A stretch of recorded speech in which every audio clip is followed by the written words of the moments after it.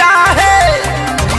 हे सखी सुनो ना, सखी रे फसनिया के बिया है, मुआ तनी हम एही के डाहे। ई तो बिगड़ल मिजाज मन सोखा,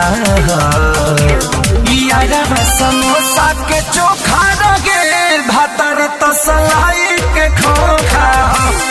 यारा समोसा के चोखा रगे भातर तसलाई के खोखा।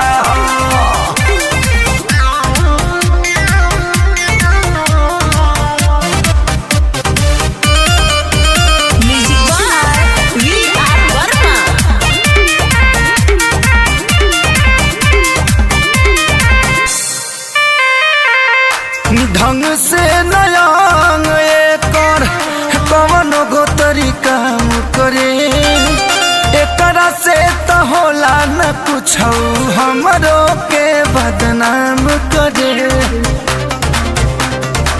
ए सखी ढंग से नयांग एकर कवनो गो तरीका करे, एकरा से तो होला न कुछ हमरो के बदनाम करे।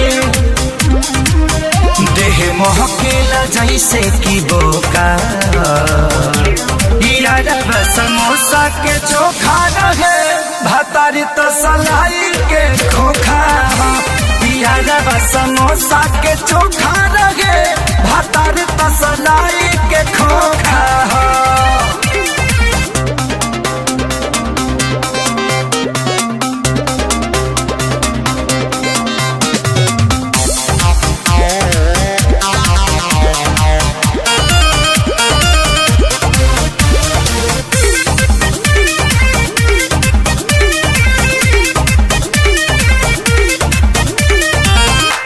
अखिलेश विवेक रतन सुन यार हो, बड़ी चाटकार रहे खेसरिया के प्यार हो। ए हो अखिलेश विवेक रतन सुन यार हो, बड़ी चाटकार रहे खेसरिया के प्यार गो। हे सखी अगुआ के देहली धोखा, यारा समोसा के चोखा रगे भातार तो सलाई के खोखा हो। यारा समोसा के चोखा